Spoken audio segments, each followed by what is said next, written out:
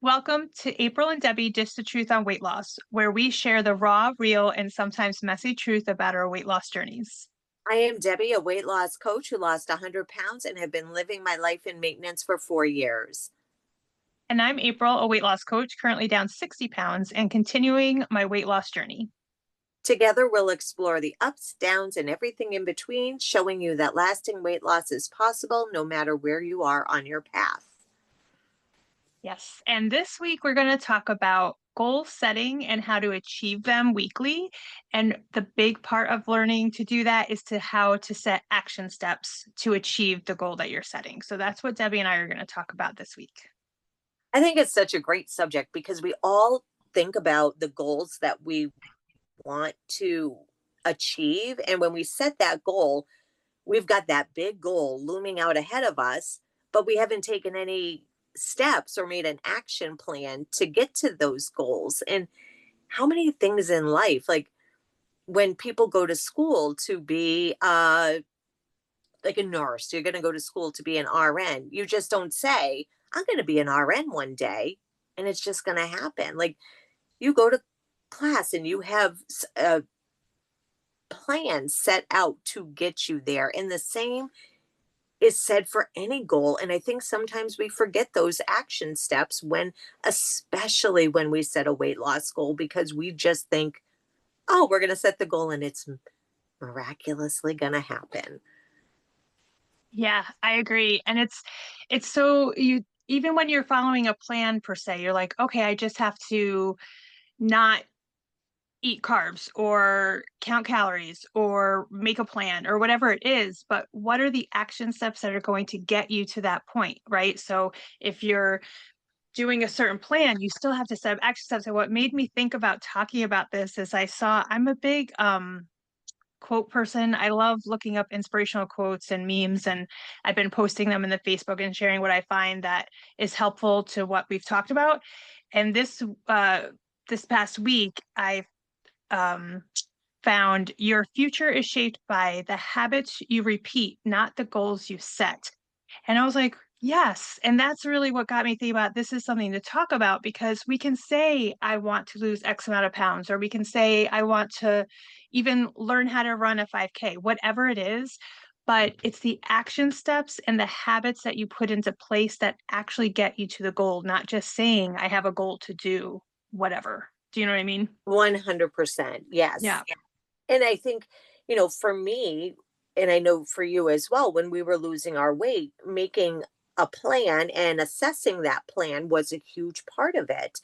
And Yes. right now, you and I are both experiencing, a little difference in the data on the scale. And, even though I've seen that difference, and right now, you all notice I don't have my camera up again, still in the RV without internet and without a scale. And yesterday was my birthday, and I said to Kevin, I'd love to find a scale somewhere for my birthday, just so I'm aware of where I'm at. Mm. And you know what? I don't need to be I don't need that number on the scale to tell me where I'm at. I know where I'm at, and here's where I'm at, right? I want to be down the data on the scale just because I have more clothes that I fit into. Even just 5 pounds Mm. lighter will get me into a lot more clothes. And I want to be more active. Now, I have said these things for months, right? But what have I done? I haven't put any plans. Like I threw it out there as a wish and a dream instead of creating the action steps. And I love that you brought this up today because it is so important. And my coworker said the other day, gosh, I want to lose 30 pounds. And I said, well, how about today we start with 1 pound? And what can you do today to lose 1 pound? And I think that that is the same thing that we all need to ask. What is the one thing today that will move us forward to our goal, whether it is weight loss or climbing a mountain, right? Like Mhm. that one thing we do today is an action step. So what Mhm. other action steps will get us there? And it's just one step, one step, one step. And creating a plan based on those steps, an action plan. Yes, absolutely. And I think so. And I'll share kind of what I do, and Debbie can share what she does to create action steps to get to a certain goal or, a specific plan for the week. But it's really, you're going to need time. This is a process. This is not necessarily something like, oh, I set, action steps and goals, and that's going to be it. It's you also, during this time of doing this, you're going to be learning what works for you and what doesn't, right? So one thing that, and when you learn something that works, and I'm going to give credit to my husband for this, because he said to me, I started, I've talked about and shared about how I'm up, I think 20 pounds, and how I want to work on not gaining anymore for the rest of the year, and also, working towards losing weight again.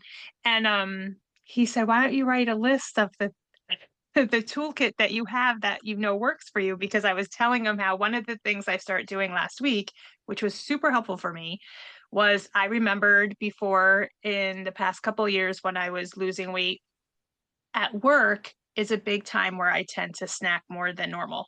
So I started to take a Post-it note, and I put the Post-it note on my desk. I sat down at my desk first thing in the morning, got my Post-it note, put the date and water, and then I would start tracking, like if I had breakfast at this time or if I had a snack at this time, and I'd write down the meal that I had and the time I ate it.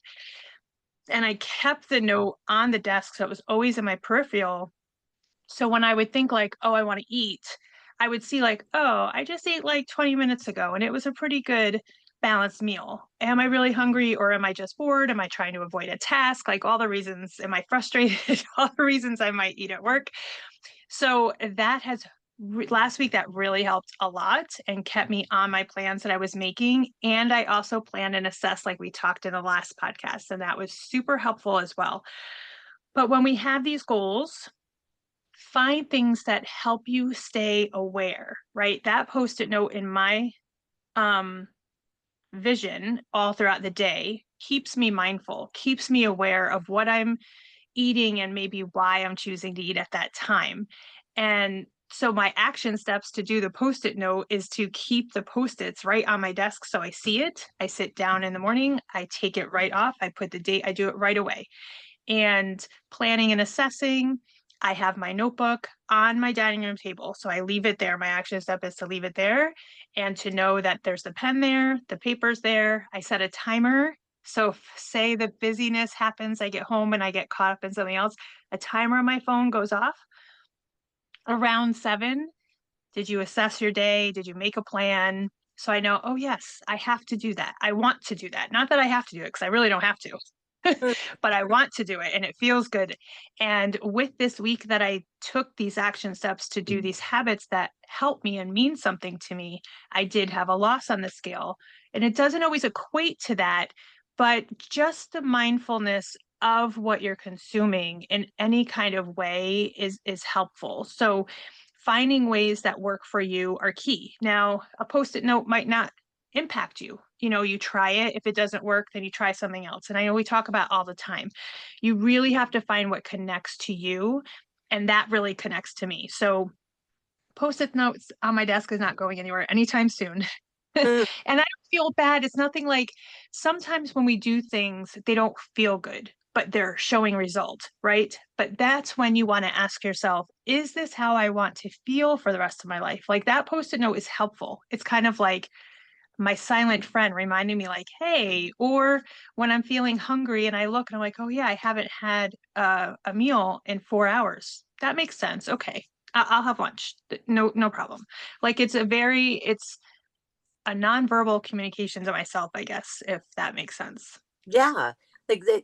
And I love that Kevin asked you what tools you have that Mhm. have worked for you, because how many, I mean, you and I think could answer this question, probably be astounded by how many times we started a goal to lose weight and we've had success, and then we stop and then we're like, oh, that program didn't work. And I think truth be told, it's not the program that didn't work, is that we stopped working. I think once we see results, we just, we have so much faith in ourselves that we're just going to continue. And when we're not aware of the steps that we were taking to that goal and we forget to implement them, that's when things go a little, it's like, go back to the RN, right?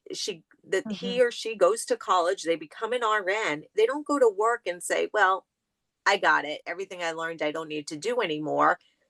I can just go on my own, right? I mean, there'd be a lot of patients who'd have some problems if that were the case. And, so today, this week, I got, or last week, I got my Fitness Pal and I got an iWatch. And I am going to know to this week make a plan for the week of how I want to show up with my Fitness Pal as far as eating and movement, because I liked doing a plan and an assessment.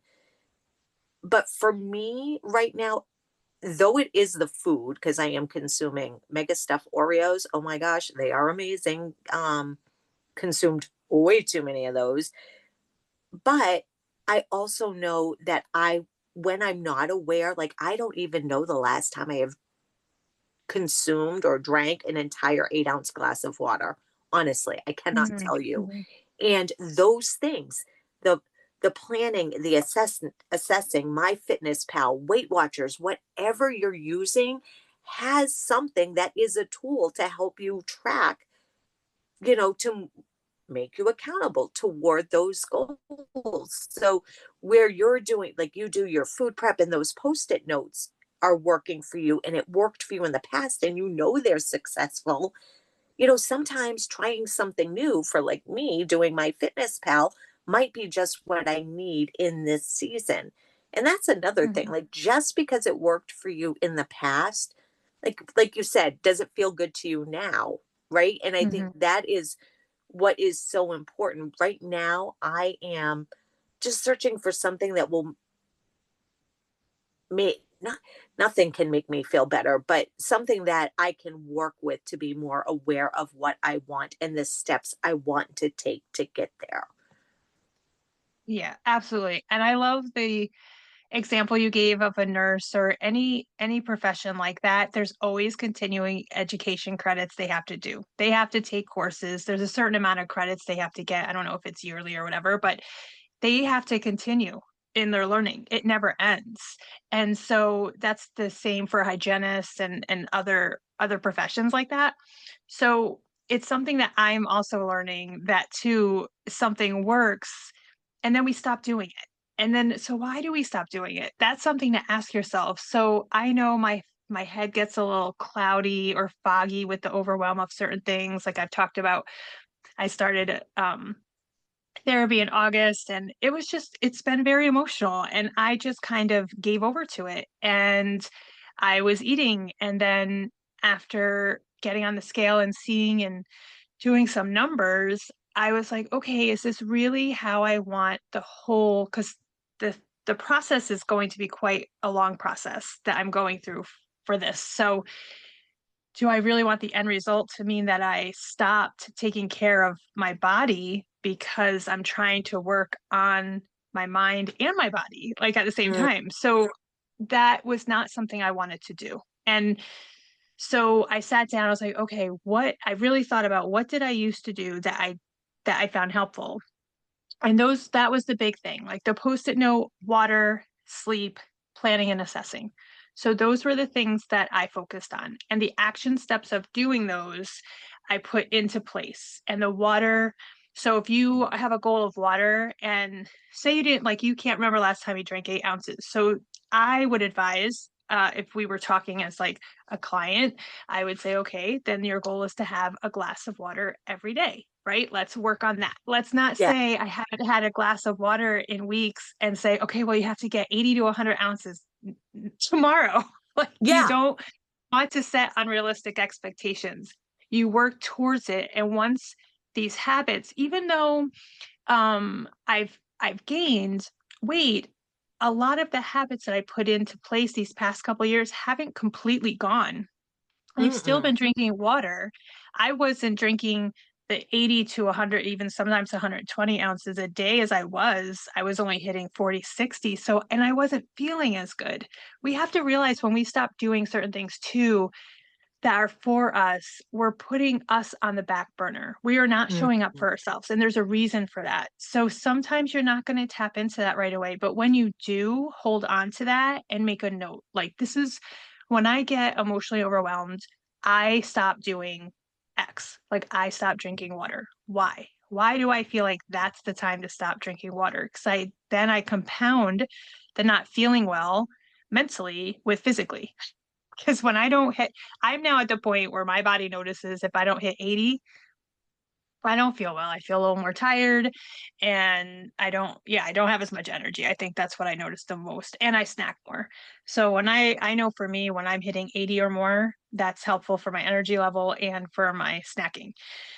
But pay attention, really ask yourself these questions. And if you know, so get your water bottle, fill it up. You could even fill up your water bottle at night and put it by your desk. Not your desk, by your bed. Sorry. So when you get up in the morning, the water bottle's right there. Like, do things that make your goal, the action step to your goal, like right there in your face that you don't even have to think about it. You know what I mean? Yeah, Hi, and set yourself up for success. And, like putting that water bottle by your bed may seem like such an easy, like, oh, why do I have to do it? But in the morning, I mean, that starts you right off. Like, water. I already took my Mhm. first sip. I can do this. And, when you were talking, I was thinking about people who go on vacation, right? You don't just say, um, and it costs X amount of dollars, and I'm just going to go, right? No, we set up a vacation fund, right? And start Mhm. saving weekly. We start researching flights, hotels. We start doing all of this work because we're excited and we want to go on this trip. So it's fun, right? Yeah. And sometimes I think when we think about our weight loss goals or any goal, they can seem daunting. And, if we make it, you don't have to jump right to fun because, jumping from one thing to another isn't always easy. But think of it as like we know how to do an action plan when we're saving up to go on that dream trip, right? So Yep. now think of your weight loss goals to make you healthy for a longer, happier, more full life. Like, make that the fun of now. What are the steps I need to get there? Just like if I were, did I go a little wonky on there? Yeah, so your connection is Okay. getting pretty bad. So I feel like we may want to wrap it up just because it's you come across as robotic, Okay. All right. So but I think we've gotten the point out there, right? And so yes.